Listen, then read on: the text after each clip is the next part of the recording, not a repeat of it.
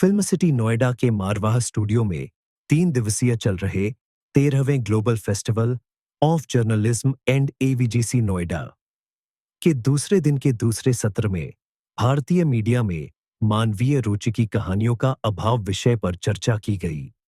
कौन कहता है कि मुलाकात नहीं होती है, रोज मिलते हैं मगर बात नहीं होती है। हकीकत तो ये है कि मशीनों का इस्तेमाल हमारी रोजमर्रा की जिंदगी में इतना ज्यादा बढ़ चुका है कि हम जो ह्यूमन टच है, जो इंसानियत है, या जो एक इंसान के दूसरे इंसान तक जो इमोशंस पहुंचती थी वो अधूरी रह गई हैं। और उसी को आज लेकर आज हमने यहाँ जर्नलिज्म को जोड़ते हुए चर्चा की है।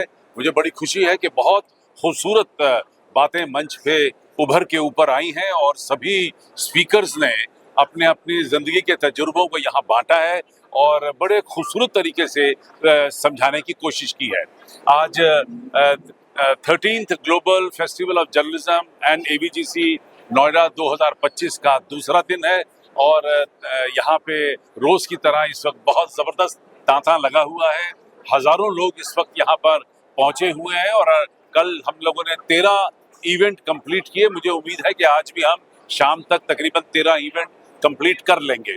और सबसे मजे की बात तो ये है कि इस एडिशन के साथ ये एकमात्र ऐसा फेस्टिवल बन चुका है जो दुनिया में सिर्फ अकेला है और इसकी वजह से इस पूरे फेस्टिवल की जो महानता है जो वो बहुत ज़्यादा आगे बढ़ चुकी है और दुनिया भर से लोग इस फेस्टिवल के साथ अब जुड़ने की कोशिश कर रहे हैं। मैं कहूँगा कि बहुत खुशनसीब हैं वो बच्चे जिनको इस इवेंट का पार्ट एंड पार्सल बनना पड़ रहा है और वो पार्ट है इसके, उनके पार्टिसिपेशन भी मैं देख रहा हूँ, बहुत अच्छा है। और ऐसे इवेंट आप समझिए कि जर्नलिज्म के लिए बहुत ज़रूरी है, क्योंकि उसमें सबसे बड़ी बात क्या होती है कि आप अलग अलग फील्ड के लोगों से मिलते हैं, उनसे बात करते हैं, उनकी बातों को समझते हैं, उनकी राय को समझते हैं। और सबसे बड़ी चीज़ है कि अगर आप जिस फील्ड में जाना चाहते हैं, आप जो करना चाहते हैं, आप जो सोचते हैं, अगर उस फील्ड से संबंधित अगर आपसे कोई सीनियर, आपसे कोई बड़ा जो आपसे ज़्यादा जानकार हो, या ये कह लें कि आपसे पहले से इस फील्ड में हो, अगर वो कुछ कहता है, बताता है, समझाता है, तो ज़रूर समझना चाहिए। और ये तमाम स्टूडेंट्स के लिए बहुत ज़रूरी है। और मैं सभी स्टूडेंट्स के लिए कहूँगा कि मुतमईन हूँ मैं अपने दरख्तों से कि तूफ़ान आएगा और चला जाएगा। आप इसी हौसले के साथ इस फील्ड में बने रहिए। बहुत सारी परेशानियों का सामना भी करना पड़ेगा, बहुत ही, मैं अगर आपको बहुत ईमानदारी से बताऊं, लेकिन आप इससे घबराइए मत, क्योंकि जब आपने सोचा है कि आपको कुछ करना है तो करने वालों के लिए फिर सोचने की ज़रूरत नहीं होती। तो सबसे पहले तो मैं संदीप मारवा सर और पूरे जो मारवा स्टूडियो और इंस्टीट्यूट है उसको बहुत बहुत बधाई देना चाहूँगा इतने सच ए ग्रेट और इवेंट के लिए।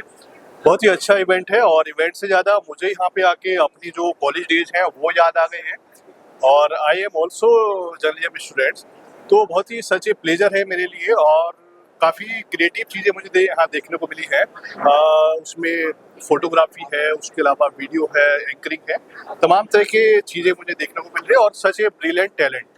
सो अच्छा है आप सभी लोगों के लिए, मेरे जो बेस्ट विशेष आप सभी के लिए कि आप अच्छा करें करियर में और आने वाले दिन में हम लोग जरूर मार्केट में मिलेंगे। नहीं, बहुत अच्छा इवेंट था ये मिस्टर मारवा जी का। एक्चुअली मैं फर्स्ट टाइम ऐसे किसी इवेंट में एज ए स्पीकर आया था, तो but being into the field of entertainment, तो ये टॉपिक मेरे को अच्छा लगा कि जो उन्होंने बोला था कि ह्यूमन टच जो आजकल मिसिंग है, तो ये मैं इसलिए स्पेशली इस टॉपिक के लिए एज अ स्पीकर आया था कि मतलब ताकि मैं मीडिया को अपना पॉइंट ऑफ व्यू बता सकूं कि आप जो अपने कल्चर से हट के आप कंटेंट को वायरल करते हो या टीआरपी जहाँ से आपको मिल रही होती है, आप उस कंटेंट पे ज़्यादा ध्यान देते हो, उसकी जगह आप ऐसे कंटेंट पे भी ध्यान दे सकते हो जो लोगों की मोटिवेशनल स्टोरीज हों।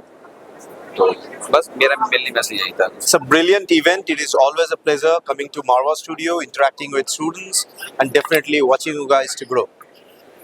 Loved it. सर एआई से रिलेटेड क्या कहना चाहेंगे? एआई ने जर्नलिज्म को बहुत चेंज कर दिया है और यंगस्टर्स एआई पे ज़्यादा रह रहे हैं, तो उस पे क्या कहना चाहेंगे? This is a future. It was always a future. Only factor is we didn't understood the power of Gen AI. So maybe India is little bit of 6 months delayed integrating the Gen AI part. Is going to uplift a lot many different kind of news media, not only the journalist, even the way we are watching the news. So better we adopt it, understand it, and probably be in the flow.